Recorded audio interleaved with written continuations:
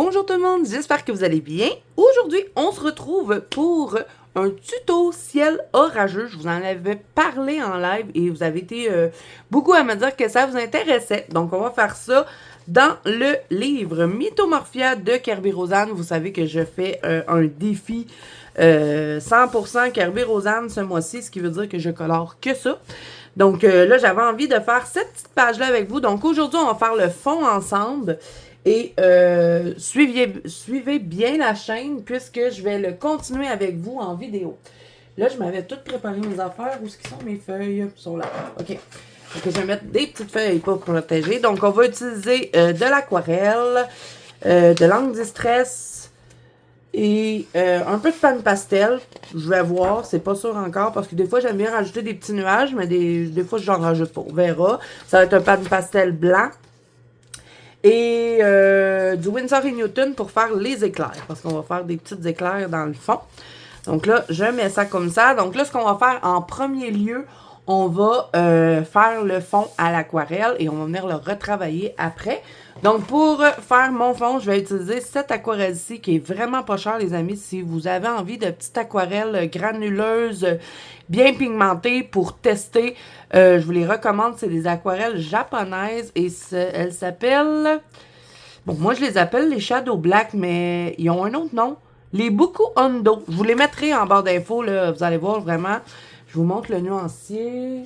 Je les avais déjà présentés, hein, mais ça fait quand même longtemps. Donc, elles sont vraiment belles. Donc, on va utiliser la E07 pour faire notre fond aujourd'hui. Donc, ça va être la base. Je vais venir retravailler après par-dessus. Donc, petite toupette pour essuyer le pinceau. Je vais utiliser un pinceau réservoir d'eau. Et j'ai déjà enlevé la petite plaquette pour que ce soit plus facile. Je vais pas mettre mon aquarelle dans un récipient. Je vais venir la chercher directement du golet parce que je veux que ce soit quand même assez foncé. Donc là, pas vraiment de technique spéciale pour appliquer l'aquarelle. Hein. Je vais juste me faire une base. Je vais essayer de créer des petits nuages. Mais bon, si j'y arrive pas, c'est pas grave. Comme je vous dis, on va venir retravailler par la suite après. Donc, je vais me placer en premier lieu ici. Là, j'espère que vous voyez tout ce que je fais. Depuis que j'ai mon nouveau téléphone, j'ai de la misère avec mes cadrages. Donc, je vais m'assurer que tout est beau, que tout enregistre parce que je veux pas être obligée de refaire cette vidéo puisque je veux faire ça en Color With Me. OK, on est correct. Bon, c'est parti. Donc, je vais me concentrer pour mettre l'aquarelle plus foncée dans le haut de la page. Et plus que je m'approche du serpent, je vais la diluer plus. Je ne sais pas si je suis claire avec ce que je dis là. Mais je veux que autour du serpent soit plus clair et que vraiment dans le haut, ce soit foncé. Puis si ça ne me donne pas assez foncé, c'est pas grave. Comme je vous dis, je vais venir retravailler après avec des encres. Puis s'il y a des endroits trop foncés, ben, je vais venir travailler avec le pan pastel blanc pour créer des nuages. Donc je vais me servir un peu des effets que l'aquarelle va avoir fait puisque ben, c'est une aquarelle granuleuse. Donc elle va faire des effets tout seul. Donc ça, c'est vraiment bien. Moi, je vous le dis, là, avant l'aquarelle, j'y arrivais pas du tout. Ah non, j'ai accroché mon serpent. Pas grave. J'arrivais pas du tout et c'est avec les aquarelles granuleuses que j'ai compris le truc. Donc, si jamais vous avez envie de vous lancer dans l'aquarelle, ben, je vous conseille peut-être de tester l'aquarelle granuleuse. Donc là, je vais venir en rechercher un petit peu parce que je veux, comme je vous dis, que ce soit plus foncé en haut. Et je vais garder ces zones-là, là, les zones plus claires. C'est pas grave si c'est pas parfait. Je vais les retravailler par la suite. Donc là, quand je veux vraiment fondre ça parce que c'est trop carré, je viens juste mettre de l'eau. J'enlève toute l'aquarelle sur mon pinceau et je viens diluer pour bien le fondre. Donc on va en mettre un peu ici, faire comme s'il y aurait un autre début de nuage. On va faire juste un petit peu plus foncé ici. On dilue, on essuie bien le pinceau et je dégrade bien.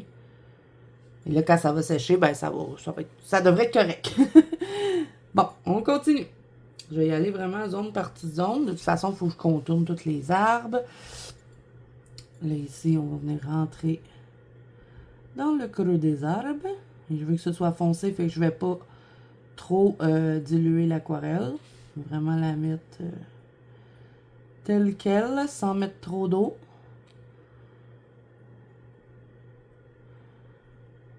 Voilà. Un autre petit creux ici. Et là, je recommence à faire mes petits tourbillons. J'ai des petits poils que je vais devoir couper après mon pinceau, là. Petits poils qui me font des petites taches parce qu'ils sont relevés. J'ai-tu un ciseau quelque part ici dans mon bureau? Ça n'existe pas dans mon bureau des ciseaux, je vous le dis. Je m'en avais acheté des ciseaux exprès pour mon bureau. Ils ont disparu. Là, l'idée de mon colo, c'est de faire un ciel orageux. Je vais faire des arbres très foncés, presque noirs. Et le serpent, je veux le mettre albinos. Donc, je vais faire un serpent pratiquement blanc. Puis, tous les autres petits serpents autour, les mettre peut-être en noir. Ça, je ne suis pas encore décidée pour les tout petits serpents. Mais peut-être en noir, ça pourrait être bien. Puis, il y a comme plein de feuilles d'automne. Ça, je vais vraiment y aller dans les teintes d'automne. Donc, vous voyez, l'aquarelle, hein, j'ai pas eu besoin de faire grand-chose. Elle a fait des effets tout seul. Donc, ça, c'est génial. Et là, je vois ici, là, ça commence à pâlir. Des fois, on a besoin de venir faire des petites corrections quand ça sèche parce que ça change. Mais qu'est-ce que vous êtes heureux de cette constatation, non?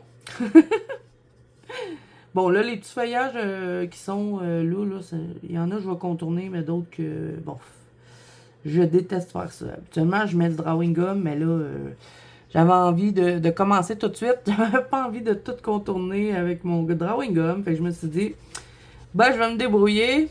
Rendu là. OK, donc là, je viens pas rechercher de pigment. Hein, je prends juste ce qui reste sur le pinceau et je vais l'étendre. J'essaie de faire une forme un peu nuageuse. Et là, ici, on va venir appliquer ce qui reste. Il n'y a rien qui m'empêche de venir retravailler après. Là, je vais en reprendre dans mon truc, dans ma petite palette. Ici, je veux que ce soit plus foncé, donc je vais venir en rajouter.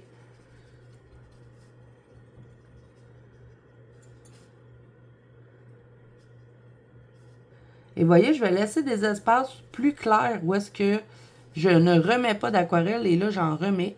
Donc, ça va me faire un peu une forme de nuage, du moins j'espère.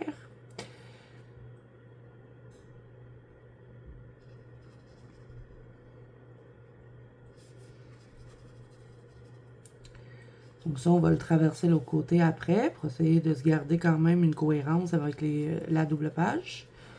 Là, j'enlève tout le pigment de mon pinceau et je mets que de l'eau pour venir fondre.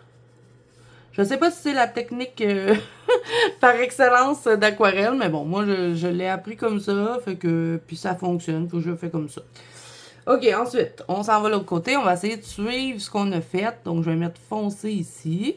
Faites attention, hein, les amis, quand vous allez dans la tranche, il se peut que l'eau... je sais, pour ceux qui sont habitués, vous le savez. Hein, j'ai beaucoup de nouvelles qui viennent de se lancer dans le monde du colo. Donc, je trouve ça important de répéter ces petits trucs-là. Bon, parce que moi, je savais pas ça en début de chaîne. Et j'ai abîmé des livres. Ça m'arrive encore de le faire. Hein, vous voyez, j'ai mis trop d'eau. Ça se peut que ça passe la tranche, là. Dans le fond, ça va aller dans toute la tranche du livre, puis ça va aller sur toutes les autres colos. Donc, il faut faire attention avec ça. Mais bon, moi, je me débrouille, là, parce que je fais souvent des dégâts. Fait que quand je fais les pages en arrière, ben, je m'adapte avec les dégâts que j'ai faits. Mais pour éviter, là, mettez pas trop d'eau dans vos tranches. OK, là, j'ai enlevé toute l'aquarelle qui restait sur mon pinceau. Je viens juste mettre ce qui reste. Je le fonds avec le haut en haut. Là, ici, je vais venir en profiter là, pour venir essayer de l'enlever un peu de la tranche, mais c'est pas évident. Un coup qu'elle est rendue là, elle est pas mal infiltrée là. Puis là, quand ça me fait un effet comme ça sur le papier, je sais pas pourquoi, ça le fait pas partout sur le papier, mais j'ai remarqué ça sur le papier plume. Si ça me fait un effet un peu, là, je sais pas comment dire, mais ça fait un drôle d'effet dans le fond. C'est sûr que ça a traversé l'autre côté. Je suis prête à mettre ma main au feu, que je vais avoir une tache mauve au bord. Je sais même pas c'est quoi qu'il y a l'autre côté du livre, on va regarder. Ah, c'est l'araignée. Ah, ça n'a pas l'air d'avoir traversé, mais il va falloir que je fasse attention ici. Si j'insiste trop, là, ça va traverser. Oh, la langue! Bon, c'est pas grave, je vais faire une langue noire de toute façon, mais si vous n'avez pas l'intention de faire le serpent de la même couleur que moi, peut-être faire attention à sa petite langue, je ne l'avais pas remarqué. Là, il me reste presque plus d'aquarelle sur le pinceau. Je viens de l'utiliser pour faire le bas. Garder quelque chose d'un peu plus clair en bas. Et je fais un petit genre de tourbillon avec mon pinceau. Je sais pas trop comment l'expliquer, le mouvement, mais bon, j'essaie de faire des trucs un peu nuageux. Bon, pas évident, hein. L'aquarelle, hein, c'est pas aussi facile que le crayon, hein. Encore une fois, merci Zazo pour cette constatation. Des fois, je parle pour rien dire. Bon, je vais pas vous parler tout le long, hein. Je vais vous dire un peu ce que je fais, là, mais c'est pas mal toujours la même chose. Je vais essayer de me créer un peu des nuages tout en appliquant l'aquarelle. Puis le fait que ben, l'aquarelle soit granuleuse, ben, elle m'aide un petit peu. Puis là, quand je reviens comme ça, là, c'est que j'ai tout enlevé ce qu'il y avait, puis je viens juste tapoter pour faire essayer de faire un plus beau fondu que des taches trop carrées. Mais moi, je suis pas patiente. J'ai pas tendance à attendre que l'aquarelle sèche. Je veux voir le résultat tout de suite. Normalement, on attend que ça sèche, puis bon, on voit le résultat. Hein. Ah, j'ai accroché mes petits pépiques. Et ça, faut que je fasse attention parce qu'il sera pas foncé, hein, mon serpent. C'est un serpent dragon, ça? Je sais pas trop. J'ai oublié de regarder comment il s'appelait. Je sais pas non plus si ça existe en version albinos. Mais bon, moi, c'est ce que je veux faire.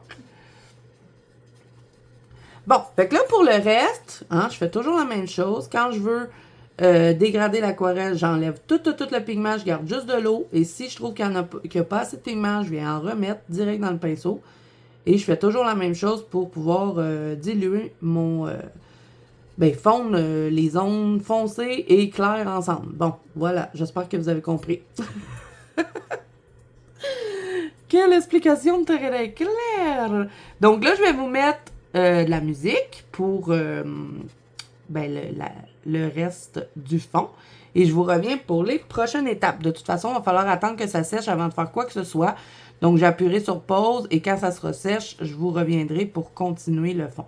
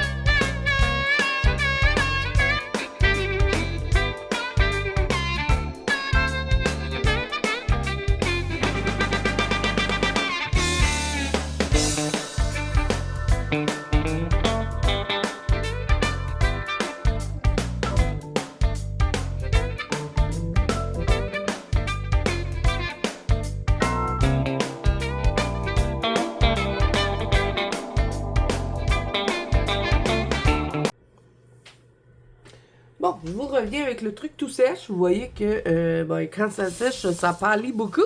Donc, on va remédier un peu à ça avec des encres. Je veux juste voir, ça a traversé un peu. Ah non, ça c'est mon eau colo. Ok, ça va pas trop traverser sur Anibis. Je sais pas.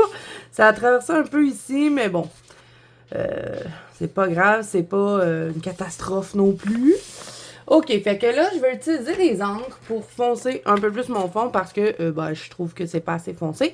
Et pourquoi j'ai fait de l'aquarelle, c'est que ça met une base et ça va créer des effets dans mon fond plutôt que si j'avais mis juste de l'encre. Donc là, je vais venir retravailler avec ça. Donc, je vais utiliser un emboudoir comme ceci et je vais utiliser l'encre Distress Ink qui est la Villainous Potion. Donc, je vous montre. Voilà. Si vous n'avez pas celle-là, c'est pas grave, vous pouvez toujours utiliser soit du noir ou un mauve quand même assez foncé par exemple parce que je veux faire un ciel de nuit orageux. Donc là, je vais bien placer ma feuille. Je vais commencer sur la feuille un peu et je viens mettre l'encre Distress pour pouvoir foncer des places qui sont pas assez foncées à mon goût. Donc, je vais en mettre un peu partout. Donc, je vais faire l'avance rapide pour cette partie-là parce que, bon, c'est pas très sorcier, hein. Vous venez frotter tout simplement, tranquillement. On pèse pas sur l'embout doigt. Si vous voulez pas avoir des petits spots, on y va en douceur. Mieux vaut repasser plusieurs fois que d'avoir des spots d'encre qu'on a de la difficulté à enlever après. Donc, je vous laisse regarder où est-ce que je vais appliquer l'encre et je vous reviens.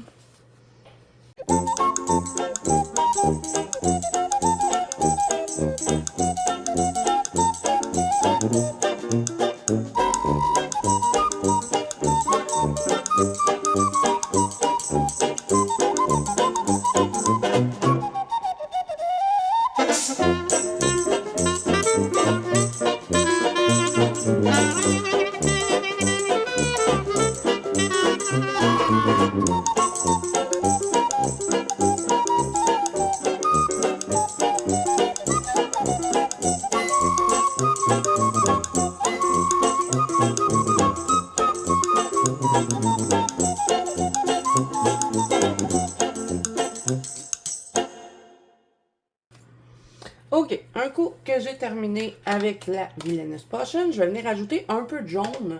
J'avais mis un peu de jaune dans mon autre fond que vous aviez vu. D'ailleurs, c'est pour ça que j'avais décidé de vous le faire en vidéo. Et puis je trouvais que ça faisait pas mal orageux avec un peu de jaune. Donc je vais prendre le Mustard Seed. Je vous montre de plus près parce que des fois je prononce pas les noms de comme il faut, vu que c'est en anglais. Et c'est toutes des inks. Hein. Moi, je préfère les inks que les oxydes parce que les oxydes, ils ont comme un petit côté crémeux là, que j'aime pas trop. Donc là, on y va doucement. On veut pas du jaune partout. On veut juste des petits morceaux de jaune. Donc là, je vais commencer dans le orange. Dans le mauve. Et je vais y aller vraiment en douceur. J'en mets pas trop. Tranquillement. Et je me concentre, comme vous avez pu voir, dans les zones un peu plus claires. Mais je ne vais pas en mettre dans toutes les zones claires. Juste en parcimonie. C'est ça, assez beau, ça. Donc, un petit peu ici. Cette zone-là, je l'aime bien, donc je ne vais pas en mettre. Je vais en mettre un peu ici.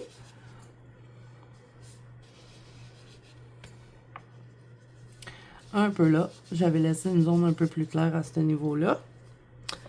On va en mettre ici. Et je pense bien que je vais faire mes petits serpents noirs. Puis lui, il va être albinos. Je pense que ça va faire un beau contraste intéressant. On va venir ici vraiment mettre un spot de couleurs tout mélangées. Donc, je passe par-dessus mon mauve et je mélange tout ça. C'est pas évident dans la tranche hein, de venir faire ça beau, là. Pff. On fait notre possible. On va se mettre un peu de jaune ici aussi.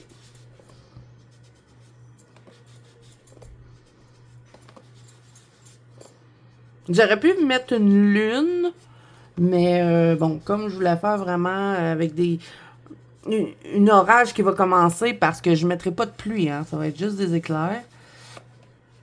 Ben, je me suis dit que ça serait mieux peut-être pas mettre de lune.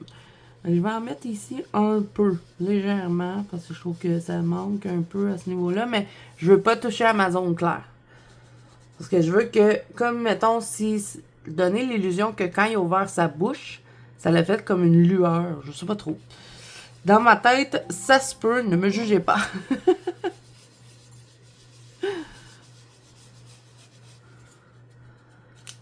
Vous voyez, on commence à avoir un ciel un peu menaçant, là.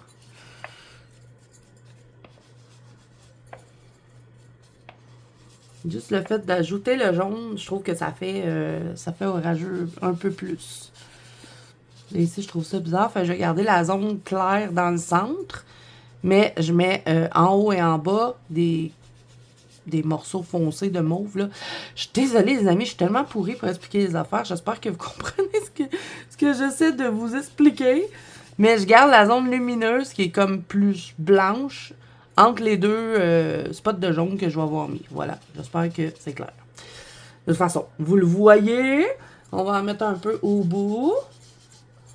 Là, si j'ai accroché un peu mes arbres, c'est pas grave, hein, parce que comme je vous dis, je fais un colo de nuit et je vais essayer de mettre tous les éléments assez sombres, donc mes crayons vont passer par-dessus l'encre, il n'y a pas de problème. Surtout que c'est du jaune, là, c'est pas difficile à cacher. Peut-être un peu là, pourquoi pas. OK, bon, je pense qu'on est correct avec ça. Et là, je vais venir mettre un peu de pan pastel blanc. Donc, je vais prendre une spatule comme ça. Là, j'ai un peu de rouge dessus. Je vais le laisser là. Ça pourrait être intéressant s'il y en a un petit peu qui s'y installe. C'est pas grave. Donc, pan pastel blanc, je vais vous dire le nom, c'est le Titanium White. C'est le 100.5. Et avec ma petite toupette... Ben, c'est pas une houppette, hein, un petit outil de pan pastel. J'en ai ajouté des zones un peu plus blanches. Et pourquoi je le fais au pan pastel, c'est vraiment pour avoir un contrôle parce que vous voyez, je vais venir retravailler après au doigt. Et là, je vais devoir fixer mon colo avant de faire quoi que ce soit d'autre dessus. Parce qu'on va dessiner des petits éclairs, mais il doit être fixé. Parce que le pan pastel, il ne voudra pas rester là. Bon, à moins que j'en mette pas trop, ça pourrait peut-être être quelque chose de pas pire. Mais je ne sais pas s'il resterait là. Le temps que je finisse ma colorisation, je pense que si je me mets à frotter un peu trop de colo, là, vous savez, en coloriant, on frotte un peu, je pense que ça partirait. Fait que je vais le fixer pour être certaine. Là, attention les amis, moi j'ai un fixatif retouchable. Donc, je peux venir retravailler par-dessus après. Donc, juste faire attention à ça. Sinon, ben, vous pouvez faire l'étape du pan pastel à la fin. De toute façon, c'est pas obligatoire. C'était très joli, même avant qu'on mette le pan pastel. C'est juste parce que je veux des zones un peu plus marquées, un peu plus claires. J'ai tellement l'impression de vous expliquer ça de croche. Donc, j'en mets un peu et je viens frotter avec le doigt parce que je veux pas que ce soit blanc intense comme ça. Là. Je veux que ce soit vraiment plus flouté. Finalement, on voit bien mes feuilles d'automne. Hein, je vais pouvoir les colorier. Je pensais que je les aurais perdues en mettant le mauve, là, mais non, ils ont ressorti. Donc, comme je vous dis, si vous n'avez pas de pan pastel, cette étape-là n'est pas vraiment obligatoire. C'était juste parce que j'avais envie de rajouter un petit plus. Même que je pense dans mon autre ciel orageux, je ne l'avais pas fait. Je n'avais pas mis de pan pastel. Je vais essayer de ne pas le fixer pour faire mes éclairs. Je vais le fixer après. Parce que ça a l'air à bien s'accrocher quand même sur le papier, étant donné que c'était de l'aquarelle. Des fois, ça accroche bien. Puis comme je l'estompe au doigt, je pense que ça va rester là. Mais bon, c'est certain qu'il faut que je vienne fixer à la fin de mon colo, par contre. On va essayer de faire la liaison dans le livre comme du monde. C'est pas évident. Oh, j'aime ça. Je sais pas ce que vous en pensez, mais j'aime bien. On va en mettre peut-être un peu là. Une petite zone lumineuse en haut du personnage.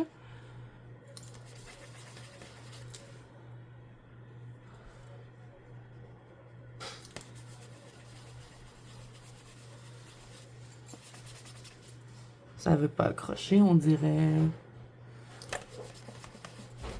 Et là, pour faire l'étape des angles distress et du pan pastel, j'avais oublié de vous dire, mais assurez-vous que votre papier est bien sèche, hein, parce qu'il y a des chances de trouver le papier si c'est pas complètement sec. Moi, je vous dirais que je suis partie un bon 45 minutes là, avant de vous reprendre pour être certaine que le papier était bien sec. Donc, comme ça, il n'y a pas de problème. Parce que ça m'est déjà arrivé de ne pas attendre assez longtemps avant de venir remettre mes angles et d'avoir fait un trou dans mon papier. Donc ça, on veut pas ça. Finalement, ça a bien été. J'ai pas mis trop de rouge dans mon colo, même que j'en ai pas mis du tout. Donc, c'est pas grave. Mais ça aurait peut-être pu être aussi intéressant de mettre une petite touche de rosé ou de rougeâtre, là, mais vraiment en parcimonie, un peu comme avec le jaune. Mais là, on va se contenter de mauvais jaune comme ça. Tiens. Oups, ça, je veux pas ça, par exemple. Je vais venir bien l'estomper. Je voulais pas avoir de petites lignes là. Bon, ben voilà. Et ça, on a terminé. Maintenant, on va venir dessiner nos petits éclairs. Donc, je vais utiliser du Winsor & Newton. Petite encre comme ceci, argentée. Si vous préférez, vous pouvez les faire en blanc. Mais moi, j'aime bien avoir une petite fantaisie brillante dans le fond. Donc, je vais utiliser un petit pinceau fin, le plus fin que vous avez. Celui-là, je pense qu'il est un peu large. Je vais voir. Si je le trouve trop large, je vais changer. Là, j'en ai des plus fins que ça. On va... My God! Oui, je sais, j'ai déparlé. J'ai voulu dire deux choses en même temps. Là, on va regarder où est-ce qu'on va positionner nos éclairs. Donc, je pense que je vais en partir une ici, qui va s'en aller comme ça, va passer dans les nuages, elle va se promener. On va essayer ça. OK, donc on le brasse bien parce que Winsor et Newton, ça se ramasse tout dans le fond et on veut pas qu'il soit liquide, on veut qu'il soit brillant. Encore une belle constatation que je vous ai fait là, hein? OK, donc je pars mon éclair vers le haut. Je vais commencer par faire la première tige qui va venir chercher toutes les autres tiges. J'espère que mon pinceau va faire l'affaire. On essaie de ne pas repasser dessus. Idéalement, là, si vous pouvez le faire juste d'une shot, c'est encore mieux. Mais là, bon, moi, elle n'était pas assez opaque, donc je n'ai pas eu le choix de repasser par-dessus. Donc là, je vais commencer à venir ajouter des morceaux. Donc, ce que je fais, tout simplement, hein, je fais plusieurs zigzags. Je fais des lignes, puis je fais des petits zigzags. J'essaie de ne pas les faire trop larges, parce que quand j'avais fait mon autre ciel orageux, c'était la première fois que je faisais ça, il y avait des éclairs que je trouvais que j'avais fait un peu trop larges. Donc, on essaie de les faire fin, le plus possible. Et on termine en petites pointes fines. Là, je vais venir rajouter un morceau ici. Vous voyez, je fais vraiment des genres de zigzags. Ici, on va rajouter une branche. J'aurais pu le faire passer en arrière du nuage. Je le dirai tout, je le dirai pas. Mais bon, je l'ai fait passer par-dessus. Ensuite, je vais rajouter une branche ici. Donc, dans le fond, vous pouvez vraiment vous amuser. Hein? C'est vous qui décidez comment vous faites vos éclairs. Je vais en faire des plus grosses, des plus petites. Là, ensuite, je vais y rajouter une là. Et là, vraiment, j'improvise. Hein? J'ai pas de façon précise de faire. Je fais que m'amuser. Une ici.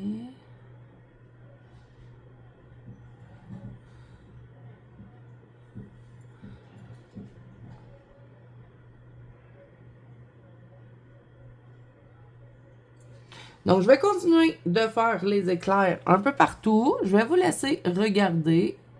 Et je vous reviens ensuite. Il va nous rester une dernière petite étape pour notre fond à faire.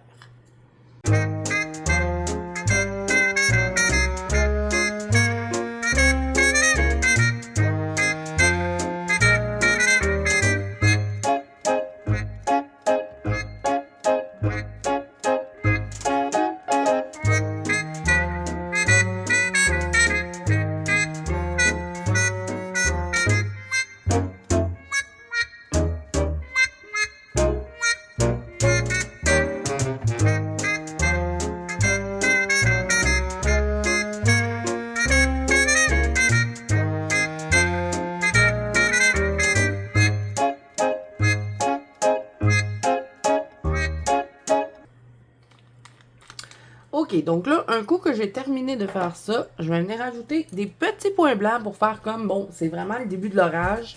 Les nuages sont pas tout arrivés, mais il reste quelques petites étoiles. Bon, là, j'ai pas mon Posca blanc. Je vais devoir aller le chercher. Vous pouvez utiliser n'importe quoi. Hein. Utilisez ce avec quoi vous êtes habitué pour votre blanc. Moi, je vais chercher mon Posca. Je vous reviens. OK, bon. J'ai mon Prismacolor blanc et mon Posca blanc. Pourquoi Prismacolor blanc? Vous allez voir. Parce qu'on va faire des petites étoiles magiques quand même. On va se garder un peu de magie. Donc, je vais mettre des petits points au Prismacolor blanc. J'ai-tu un petit pinceau? Oui. Enlever les petits résidus. J'en mettrai pas partout, par exemple. Hein, juste quelques-uns. Et là, cette technique-là, ça fonctionne parce que j'ai mis de l'aquarelle en dessous. Mais même que sur l'angle distress, ça fonctionne aussi. Mais si j'aurais fait, mettons, juste au pan pastel, j'aurais pu effacer avec mon efface pour pouvoir faire cet effet-là. Mais c'est plus simple comme ça avec le crayon, je trouve. Donc ça va me faire des étoiles un peu plus lumineuses. Donc j'en mets quelques-unes. Peut-être une ici. Une là.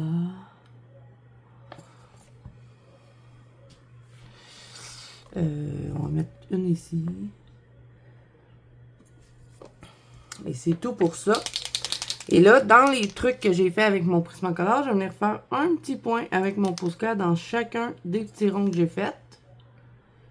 Ça va me donner quelque chose de plus opaque. Et ça fait comme si les étoiles étaient un peu plus lumineuses.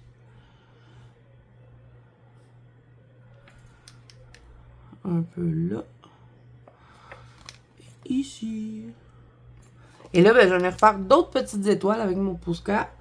Donc là, on fait attention, on ne fait pas des virgules, hein, sinon c'est pas joli. On fait des beaux points. Bon, vous pouvez faire ce que vous voulez, hein, quand même. Je suis pas là pour vous dire quoi faire, mais bon. Je vous dis ce que moi j'aime faire. J'essaie de faire des beaux points. Et c'est pour ça que je vais pas comme ça. J'aurais pu faire de même, mais ça m'aurait fait des virgules. Ça m'aurait pas fait des beaux points. Ok, on va en mettre un peu là. J'en fais des gros, des petits. Un peu ici. Donc, vous voyez que je concentre aussi les étoiles dans les endroits qui sont plus foncés. Puis, j'en mets pas dans les endroits pâles parce que ça donne l'effet que c'est des petits nuages. Et que les étoiles, on les voit pas en dessous des nuages. Bravo, on allait dire bravo, Maggie. Pourquoi? Je ne sais pas. Pense à ma fille. Bravo, Zazou, pour cette constatation encore une fois. Hein. Que feriez-vous si je n'étais pas là? La fille, elle se prend pas pour n'importe qui. OK. Ensuite, on va en mettre un peu ici, au fond. Pas trop, hein, parce qu'il va quand même tomber de la pluie bientôt. Ça peut être des éclairs de chaleur aussi. Pas nécessairement des éclairs d'orage. Ha ha! Mais bon, ça, je fais ça dans toutes mes colos. Je mets tout le temps des petits points blancs. Je sais pas pourquoi, j'aime bien faire ça. Je trouve que ça donne un effet... je trouve que ça l'habille le fond, puis ça fait quelque chose de féerique un peu en même temps. Donc, même dans le macabre, on réussit à faire un peu de féerique. Là, je vais essayer de faire des tout petits points.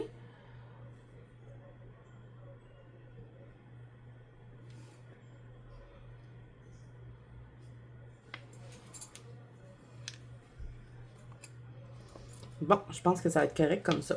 Donc là, notre fond serait terminé. Donc, je vous invite à surveiller la chaîne puisque, comme je vous ai dit, ben, je vais compléter ce colo-là avec vous en vidéo. La façon dont ça va fonctionner, c'est que je vais faire un élément, mettons, un petit morceau de roche. On va le faire ensemble. Ensuite, je vais passer hors caméra, je vais faire le reste puisque il y a des éléments assez répétitifs. Comme les petits serpents, ben, je vais en faire un avec vous. Ensuite, je vais passer hors caméra, je vais faire les autres. Même chose pour les arbres. Pour les arbres, j'ai l'intention de rajouter des petites branches. Donc, je vais probablement faire ça avec un Posca. On verra, là. Je vais peut-être changer d'idée d'ici ce temps-là, mais c'est un peu ça qui est dans ma tête. J'aimerais faire des arbres un peu macabres, un peu menaçants. Je sais pas trop. Donc, je trouve qu'il manque de branches un peu pour faire ça. Donc, je crois que pour faire la mise en couleur, je vais utiliser... J'avais envie d'utiliser mes Marco Tribute, mais je sais que c'est pas tout le monde qui a ces crayons-là, donc je crois que je vais y aller avec Prismacolor, Lightface et probablement, peut-être, je suis pas sûre, des polychromos. Mais ça, je suis pas sûre. On verra. Mais ça devrait être ces crayons-là parce que je pense qu'on a beaucoup de personnes à avoir les Prismacolor. Lightface un peu moins, mais... j'essaierai de vous donner des alternatives, du moins, je vais essayer. Donc, j'espère que cette première partie et fond orageux vous aura plu. Si vous reproduisez, n'hésitez pas à me taguer pour que je puisse aller voir vos mises en couleur. Ça va me faire super plaisir. Et, ben voilà, moi, je vous dis à bientôt dans une prochaine vidéo. Si vous avez aimé cette petite vidéo, n'hésitez pas à mettre un petit pouce bleu et à vous abonner à la chaîne si ce n'est pas déjà fait. N'oubliez pas que vous pouvez me rejoindre dans la banque Colo d'Azou, qui est mon groupe de coloriage sur Facebook, est-ce que sur Instagram. J'ai aussi sur Instagram un groupe Kirby Rosanne. On est quasiment 200 dedans. Donc, merci vraiment à toutes les filles qui participent avec moi ce mois-ci pour le mois Kirby. C'est très encourageant. Et puis, on voit plein de mises en couleur. Donc, si vous n'êtes pas encore dans le groupe Kirby, ben n'hésitez pas à venir nous rejoindre. Donc, moi, je vous fais plein de bisous. Je vous dis bon coulot à tous et à bientôt!